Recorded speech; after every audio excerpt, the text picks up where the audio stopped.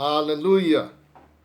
Queremos saudar a cada um dos amigos e irmãos em o nome de Cristo Jesus e dar boas-vindas a esta reunião de santidade do Corpo do Bosque. É um prazer estarmos mais uma vez na presença de Deus e ligados uns aos outros, mesmo que através desse meio virtual, né? Nós gostaríamos de começar essa reunião cantando o cântico de número 16. Esse é um dos meus cânticos prediletos, né? Ele diz: Santo, Santo, Santo, Deus onipotente, desde o amanhecer nós cantamos com ardor. E são 4 estrofes, eu convido você a juntar-se a nós, né, cantando junto. A banda vai estar tocando e as palavras vão ser então publicadas junto com a melodia, tá? É baseado no livro do profeta Isaías, na visão que ele teve, né, no capítulo 6, versículo 3.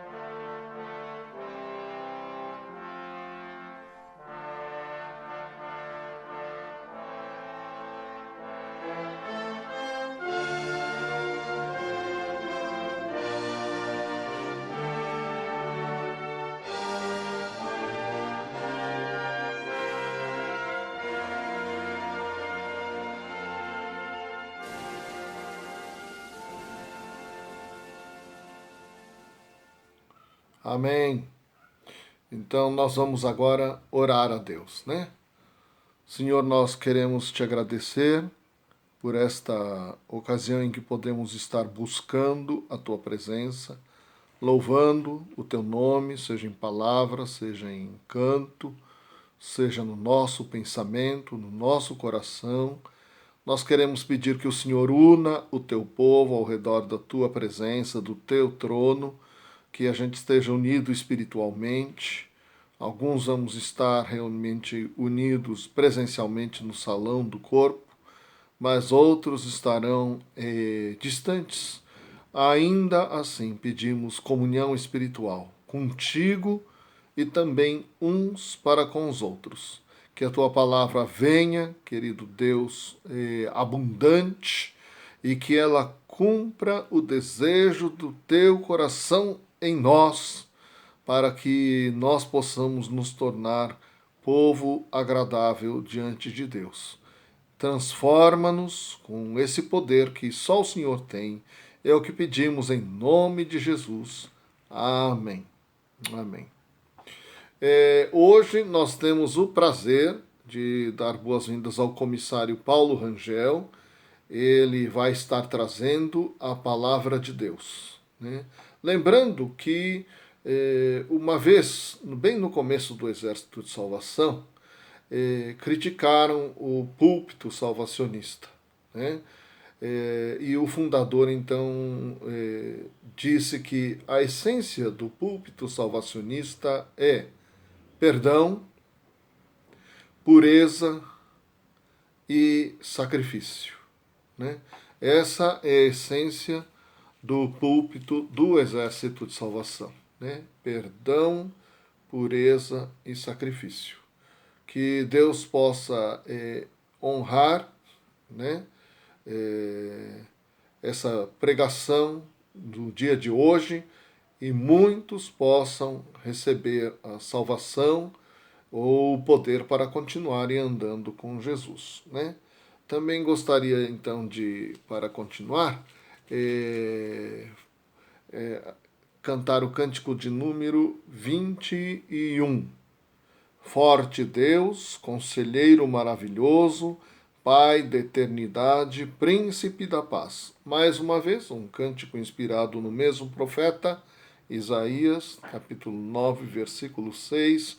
Convido você também a cantar esse, porque é um cântico progressivo, né? Ele fala que um menino nos nasceu e o povo em densas trevas viu grande luz, que o Senhor enviou seu filho e assim dissipou as trevas, mas também diz na última estrofe sobre o tempo que há de vir, quando não haverá mais trevas e só haverá grande luz. Vamos cantar juntos.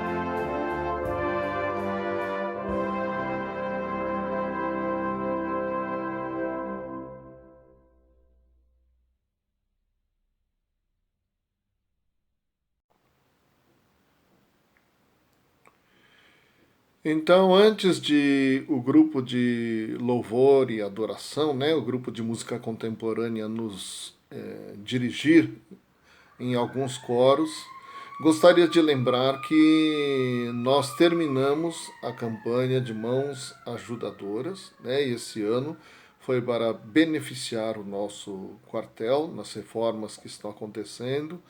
Quero agradecer àqueles que puderam contribuir. Mas nós encerramos essa campanha e agora nós estamos então começando a campanha nacional de missões, o antigo esforço de abnegação, né? No qual a gente se abstém de alguma coisa durante esse período em favor de juntar algum dinheiro, né, de salvar algum dinheiro, de poupar algum dinheiro aí, né? A gente mexe no nosso bolso, mas também a gente mexe às vezes no nosso apetite, porque a gente está abrindo mão de alguma coisa, né, que a gente gosta, e a gente separa esse dinheiro para o Exército de Salvação em algum território no mundo em que a obra necessita dessa ajuda, né? Então, no caso, nós continuamos abençoando o nosso trabalho no lugar na África, né? Ali na parte mais ao norte da África, chamado Mali. É um trabalho recente, é uma área predominantemente muçulmana e tem então igrejas do Exército de Salvação, igrejas cristãs sendo estabelecidas ali, e esse trabalho de então poupar dinheiro, juntar e depois entregarmos nos nossos corpos e unidades sociais, entregue tudo para o quartel, né, que envia para a nossa sede internacional lá em Londres e faz chegar na mão de quem realmente está precisando e abençoa aqueles irmãos. É verdade que a gente gostaria, na verdade, de estar lá para abraçá-los e dizer que a gente está junto com eles nas lutas e tribulações, mas em não podendo fazer, a nossa atividade de movimento financeiro aqui deve chegar para eles como, sim, esse abraço que a gente gostaria de dar pessoalmente para eles, né? Então vamos agora ser conduzidos nos coros e que Deus também continue a nos abençoar. Aleluia! Glória a Deus! Cria em mim, ó Deus, um coração puro e renova um espírito inabalável. Cria em mim, ó Deus, cria em mim, ó Deus, coração puro.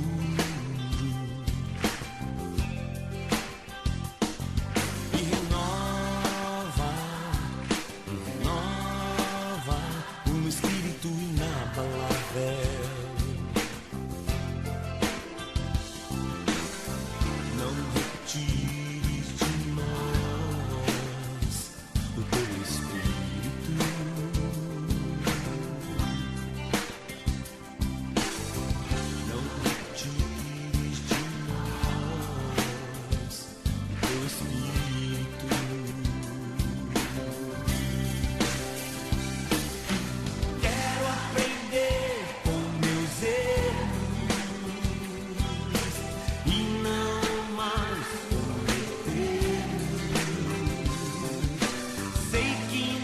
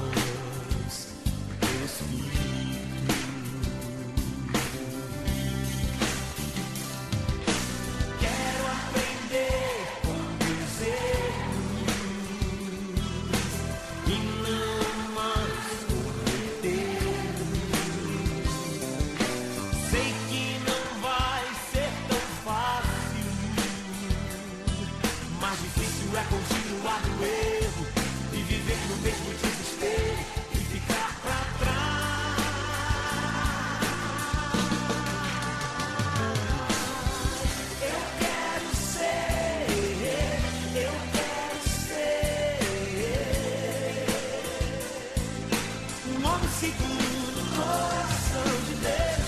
Eu quero ser, eu quero ser um homem segundo o coração de Deus. Quero aprender com meus erros e não mais cometê-los. Sei que não vai ser tão fácil, mais difícil é continuar no erro e viver no mesmo desespero e ficar pra trás.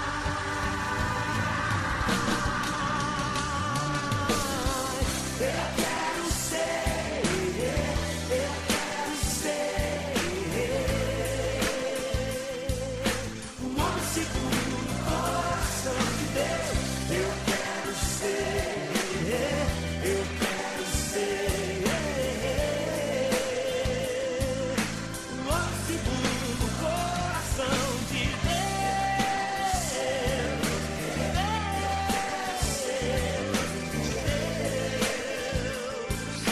Um homem segundo o coração de Deus.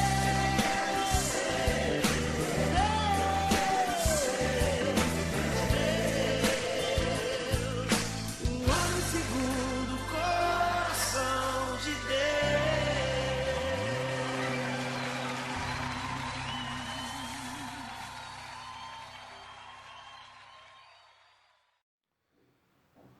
Amém. Que Deus abençoe os nossos irmãos músicos daqui desse corpo, Lembrando que desde o começo da pandemia, especialmente a banda teve suas atividades presenciais suspensas, com exceção de dias especiais, como Dia das Mães, Dia dos Pais, quando tocamos da sacada, mas fora isso está sem atividade. Então, gostaria que a gente lembrasse dos músicos de uma maneira muito especial em oração. Nós vamos então ouvir a leitura da palavra que o tenente Lucas vai trazer e em seguida minha esposa Major Ruth vai orar pela pregação que o comissário Paulo Rangel vai trazer então. Que Deus continue a nos abençoar e muito obrigado, viu? Receba cada um o nosso abraço e a nossa oração de que Deus continue a sustentar e abençoar a cada um de vocês, Leitura bíblica de 1 Tessalonicenses, capítulo 4, versos do 1 a 8. Finalmente, irmãos, pedimos a vocês e os exortamos no Senhor Jesus que, assim como aprenderam de nós a maneira como devem viver e agradar a Deus, e efetivamente o estão fazendo, vocês continuem progredindo cada vez mais, porque vocês sabem quantas instruções demos a vocês da parte do Senhor Jesus. Pois a vontade de Deus é a santificação de vocês, que se abstenham da imoralidade sexual, que cada um de vocês saiba controlar o seu próprio corpo em santificação e honra, não com desejos imorais, como os gentios que não conhecem a Deus, e que nesta matéria ninguém ofenda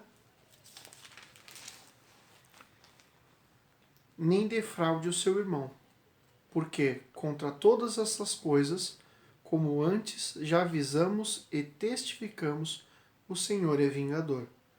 Pois Deus não nos chamou para a impureza, e sim para a santificação. Portanto, quem rejeita essas coisas não rejeita uma pessoa, mas rejeita a Deus, que também dá o seu Espírito Santo a vocês. Querido Deus, queremos agradecer porque o Senhor tem estado nas nossas vidas, tem guardado e andado conosco, e neste momento que o comissário Rangel estará trazendo a palavra, que possamos estar achando guarida em nossos corações e aquilo que ouvimos possamos estar praticando em nossas vidas. Em nome de Cristo Jesus. Amém. Aleluia! Agradeço a oportunidade que recebi para compartilhar a palavra de Deus. Na verdade, a gente que por tantos anos esteve nesse ministério, às vezes a gente sente saudade, sente falta da oportunidade de compartilhar.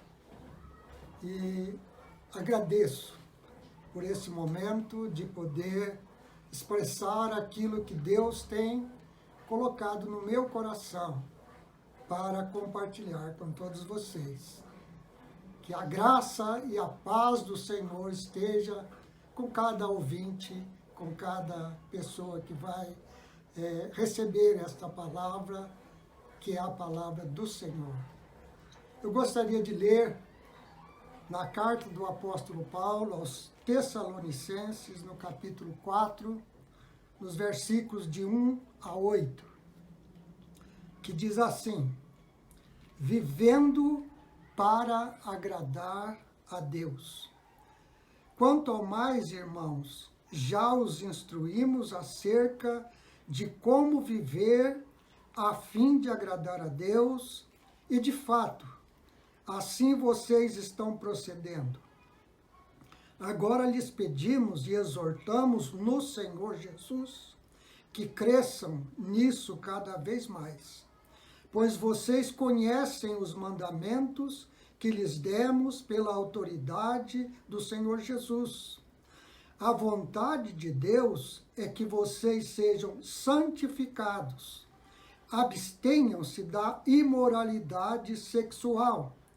Cada um saiba controlar o seu próprio corpo de maneira santa e honrosa, não dominado pela paixão de desejos desenfreados, como os pagãos que desconhecem a Deus. Neste assunto, ninguém prejudique seu irmão, nem dele se aproveite. O Senhor castigará todas essas práticas, como já lhes dissemos e asseguramos, porque Deus não nos chamou para a impureza, mas para a santidade. Portanto, aquele que rejeita estas coisas não está rejeitando o homem, mas a Deus, que lhes dá o seu Espírito Santo. Paulo escreve aos cristãos de Tessalônica. E é muito importante que a gente comece pensando quem são os cristãos. Esse nome de cristão é tão divulgado a tantas pessoas que se identificam como cristão.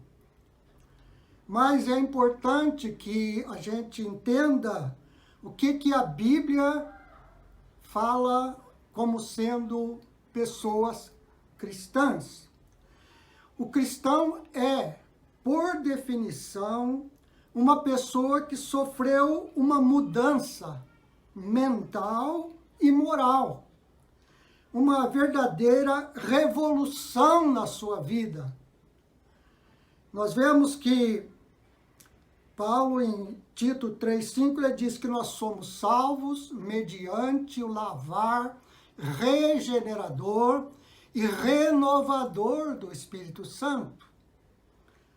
E João, capítulo 1, 12 e 13, João diz: a todos quantos receberam o Senhor Jesus como seu Salvador, deu-lhes o poder de serem feitos filhos de Deus, a saber, os que creem no seu nome, os quais não nasceram da carne, nem da vontade da carne, nem da vontade do homem, mas de Deus. É um nascimento sobrenatural. Estamos falando de pessoas que experimentaram algo sobrenatural, uma mudança total, que Jesus também chamou em João 3, no capítulo 3, ele diz: se não nascer de novo, você não pode ver o reino de Deus. É necessário nascer de novo. Eu fui um cristão nominal, não por intenção, mas por não conhecer o que é ser um cristão. E aos 23 anos de idade, eu vi uma pessoa transformada.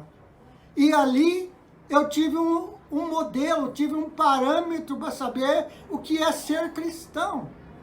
Eu busquei então o batismo do Espírito Santo. E Deus transformou a minha vida. Foi uma revolução total na minha vida. E eu louvo a Deus por isso. E Paulo diz, 2 Coríntios 5:17, se alguém está em Cristo, é nova criatura. As coisas antigas já passaram, eis que tudo se fez novo. O apóstolo Paulo disse que foi chamado por Deus, chamado por Jesus, para pregar o Evangelho, a palavra de Deus, e ele diz, a palavra para convertê-los das trevas para a luz e de Satanás para Deus. Veja bem em que consiste essa mudança. É uma mudança total, é uma vida, é uma revolução total.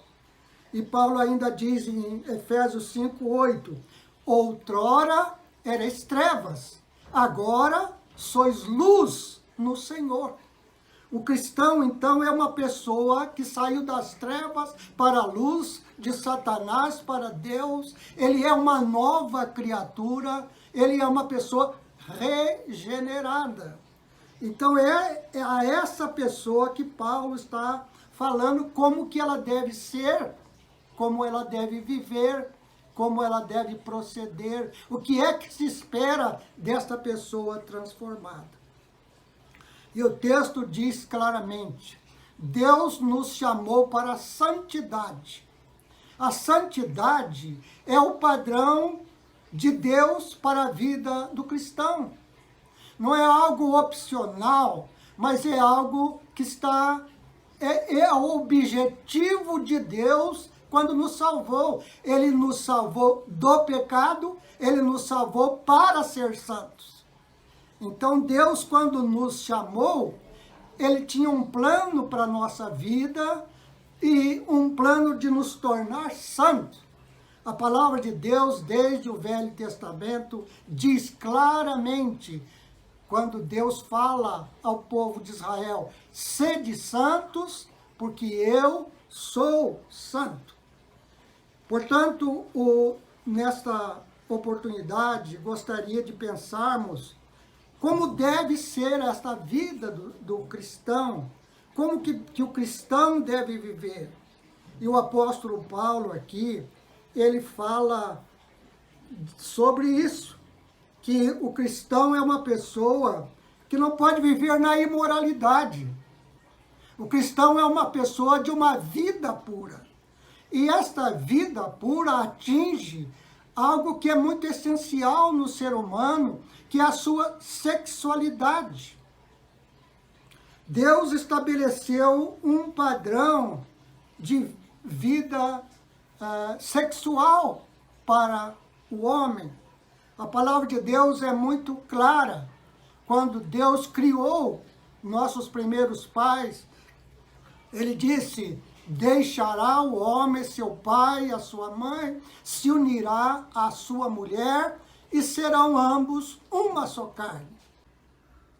Paulo coloca muito claramente o padrão de vida, o padrão de comportamento para o cristão. Em Gálatas, no capítulo 5, dos versículos 16 a 26, Paulo deixa muito claro o que é a vida de uma pessoa pagã e o que é a vida de uma pessoa cristã.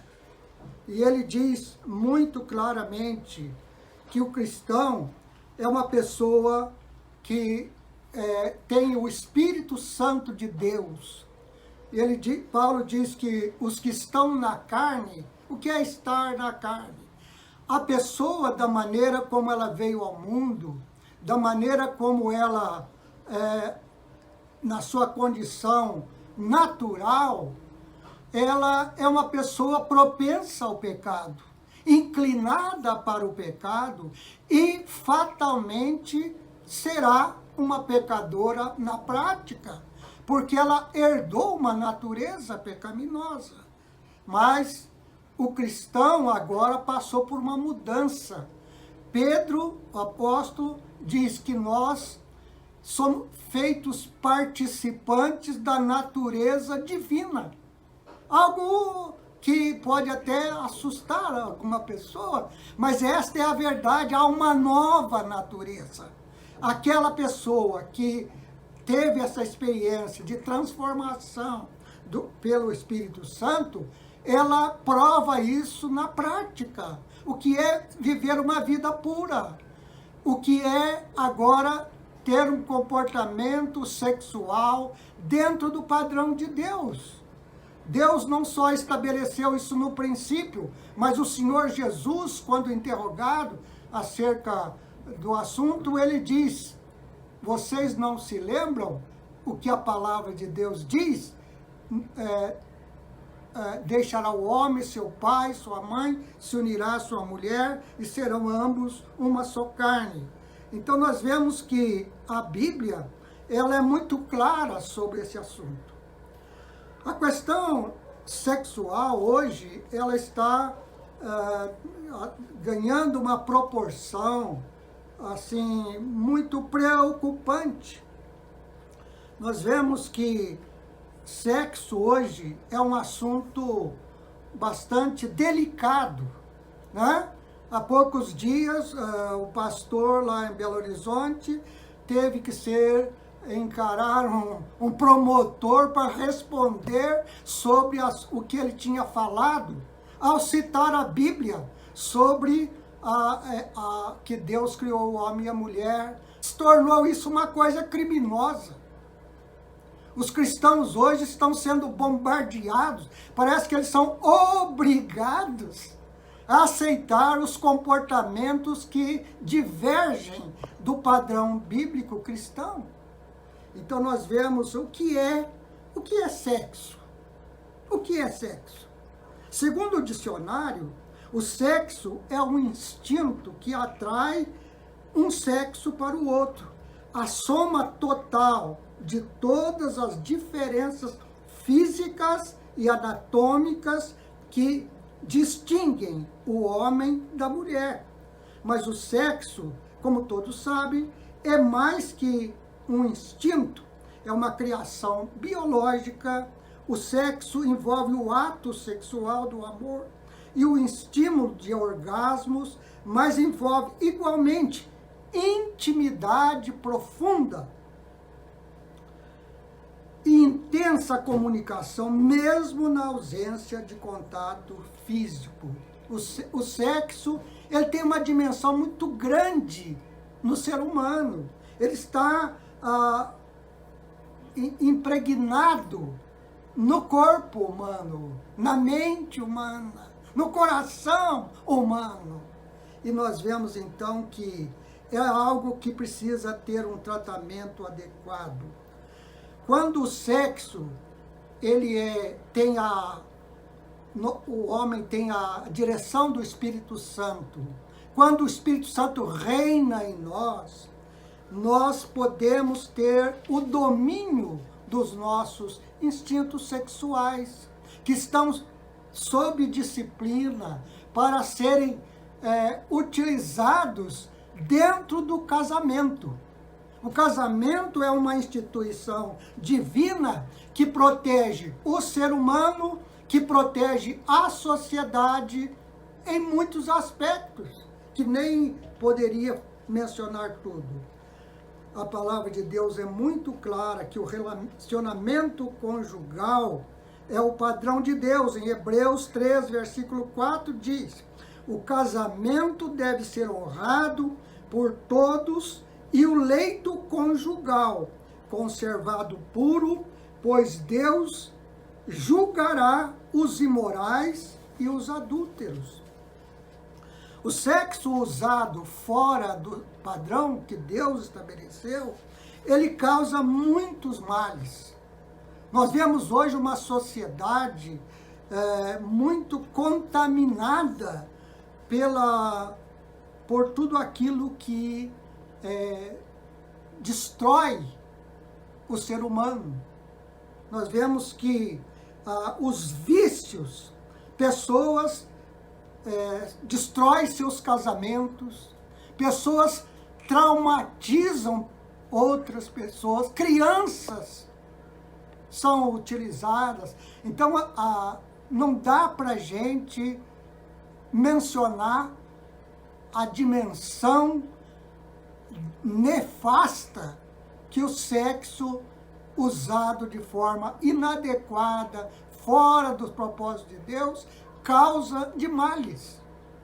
E mesmo as pessoas que estão mais interessadas nos prazeres, o maior prazer é aquele que você pode desfrutar com a consciência limpa, com o coração puro, com uma mente limpa, por amor, um amor que não é manipulante, um amor que é sofredor, um amor que compartilha, um amor que une, um amor que ampara um ao outro, um amor que não é egoísta.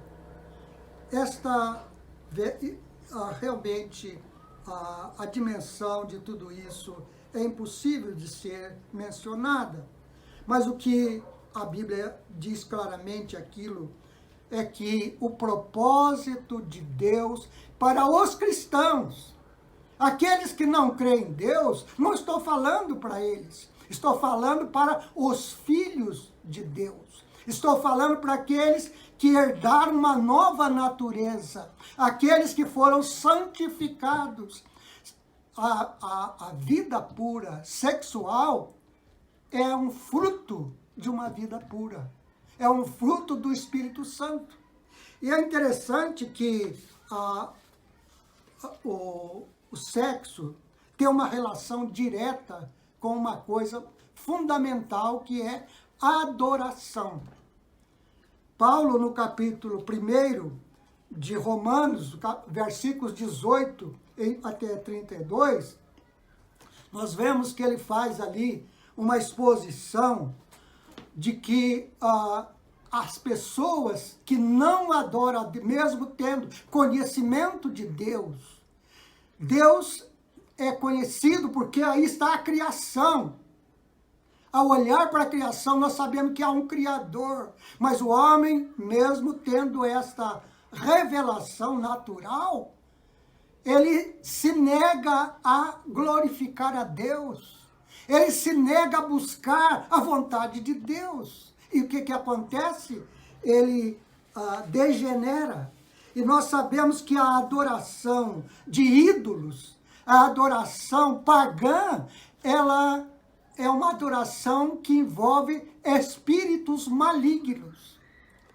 A adoração só tem dois tipos de objeto. Ou é o Espírito Santo de Deus, ou são espíritos malignos. E cada um influencia para um lado. O apóstolo Paulo, ele é muito claro quando ele escreve. Se nós buscarmos vários textos da palavra de Deus, como já mencionados, também 1 Coríntios, no capítulo 6, versículos 9 em diante, Paulo fala desta vida sob a direção do Espírito Santo. Há pessoas que pensam que o corpo é dele e ele faz o que ele quiser. É claro que cada pessoa escolhe como usar o seu corpo. Mas para o cristão, o corpo é o templo do Espírito Santo. Quando nós cremos em Jesus Cristo e o recebemos como nosso Salvador pessoal, o Espírito Santo vem habitar em nós. O Espírito Santo enche a nossa vida com a graça, com a paz, com a alegria e com o poder de viver uma vida diferente, uma vida de libertação, uma vida onde nós podemos amar na pureza, em santidade. Então nós vemos que nós, como cristãos, o nosso corpo é um templo do Espírito Santo. Deus nos chamou para a santidade. E a santidade envolve uma vida sexual pura. Se alguém não está vivendo esta vida sexual pura, então deve buscar a ajuda do Espírito Santo. Quando a pessoa recebe o poder do Espírito Santo, isso aconteceu na minha vida. Eu não estou falando de teorias, eu estou falando daquilo que eu tenho experimentado aos 23 anos de idade. Quando o Espírito Santo veio sobre mim, ele me libertou de uma vida desagradável a Deus. Na minha intimidade, eu vivia mal. Vivia cheio de culpas. Não tinha domínio. Mas quando o Espírito Santo encheu a minha vida, a partir daquele momento, ele me deu vitória. E tenho vivido vitoriosamente pela graça de Deus. Não é pelo meu esforço, não por nenhum mérito da minha parte, mas é pela graça de Deus. Há um poder que nos mantém puros. E é isso que o apóstolo Paulo nos recomenda na carta aos Tessalonicenses. Ele diz que o vosso corpo, alma, espírito sejam conservados íntegros e irrepreensíveis na vinda de nosso Senhor Jesus Cristo. O cristão que espera o retorno do nosso Senhor Jesus Cristo deve esperá-lo com um viver puro, com uma vida sexual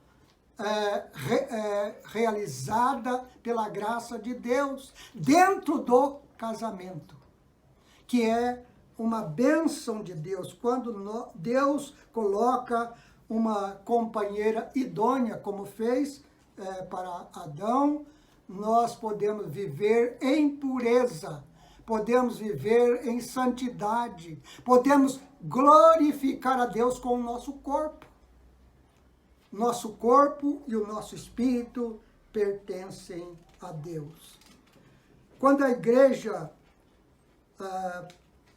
cristã primitiva começou a receber os gentios, esses gentios vinham de uma vida depravada. Muitos deles adoravam praticando atos obscenos. E nós vemos a história de Raabe, a grande meretriz, que acolheu os espias e que se converteu e que foi transformada e que foi purificada. A grande mensagem que o cristianismo tem para o mundo é que Jesus Cristo perdoa, é que Jesus Cristo transforma, é que Jesus Cristo faz de nós novas criaturas, é que Jesus Cristo santifica a nossa vida. E podemos viver em paz, com alegria, com gozo, com esperança, uma vida de santidade. O sexo é uma bênção de Deus. Desfrutá-lo dentro do padrão de Deus é uma dádiva. É algo que nós podemos praticar com um coração puro, com uma mente limpa e com todo o amor, com toda a consideração, com todo o respeito. Paulo, então, nos mostra como viver e agradar a Deus. Vivemos num mundo contaminado. O mundo de hoje nos recorda, como Jesus disse, como os dias de Noé, como nos dias de Ló. Sodoma e Gomorra estava contaminada por esta prática imoral, esta prática devastadora. E o que aconteceu nos dias de Noé? O que aconteceu nos dias de Ló? Eram sociedades que foram destruídas. O sexo praticado fora do padrão que Deus colocou é destruidor. Destruidor da própria pessoa. Tem gente que pensa que pode quebrar as leis de Deus. As leis de Deus é que quebram a gente. Quando a pessoa vive uma vida contrária ao que Deus planejou, ela está se autodestruindo, ela está destruindo a vida dos outros.